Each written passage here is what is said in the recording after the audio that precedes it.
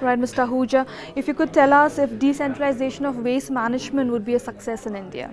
Well, decentralization of any utility has to be a success in India, because if you look at energy, decentralization is already happening with rooftop solar coming into it, where it's so difficult to get the grid, be it the water grid, the gas grid, the energy grid, or in the case of waste, the transportation network. The cost of transporting waste from site A to site B is just going to increase, and with more and more urbanization happening, the quantities or quantum of waste is increasing in the cities.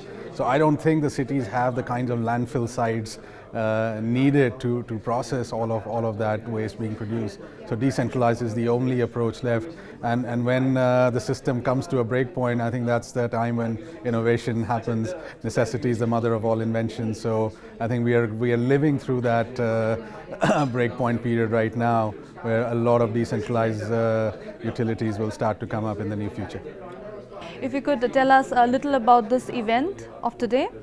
So the idea of putting today's event was to bring forth the message that it's not just the technology that solves the problem. You also have to look at the economic model, the business model, the financial model, bring it all together, and that's when you start to see solutions. So I don't think technology people understand, maybe some of them do understand the financing jargon and the financing strategies. The finance industry may not understand the complexity of policy making and regulatory. Maybe some of them do, but to bring it all together is the necessary set of ingredients needed to bring a more effective and robust and sustainable solution. So the idea of putting the event was to bring all of those stakeholders under one roof so we can brainstorm and appreciate each other's viewpoint. Right. You spoke about one of the biggest project on big data. If you could tell us about it. So big data, of course, is a whole new industry starting today.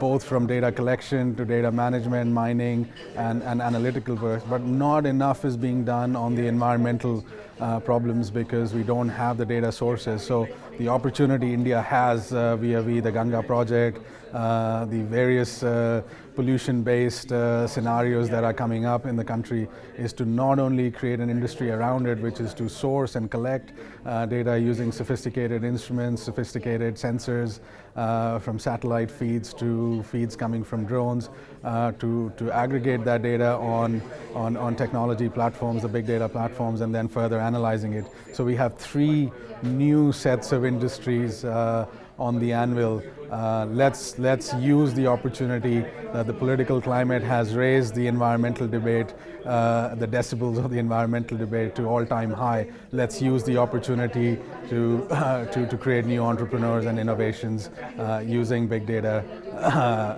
as one particular case in point. Right. Few do's and don'ts for startup entrepreneurs, encouraging them in this sector. Few do's and don'ts.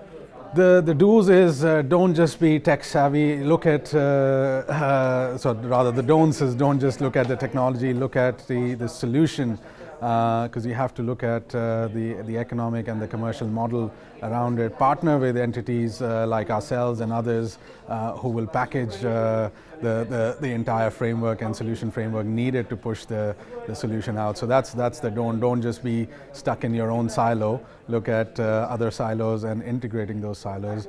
The do's, of course, is use the opportunity around you to try and solve the big problems. Don't just be looking or hunting for profits. Profits will come automatically once you start solving the problems. Right.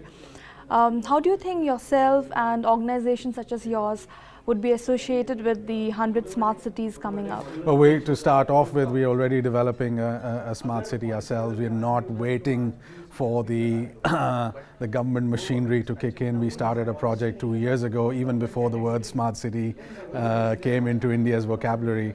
But it requires moving a massive piece of machinery. There are two elements of smart cities that one must realize: what happens within a gated community, within a building, and how that building or gated community interfaces with the city and municipal infrastructure. So I think, yes, the macro scale planning is needed, which the government's already working on, but we also need bottom-up approach where individual developers engineering companies, real estate companies start to absorb and adopt the smart city framework, so that we would actually creating homegrown solutions rather than importing them from elsewhere in the world.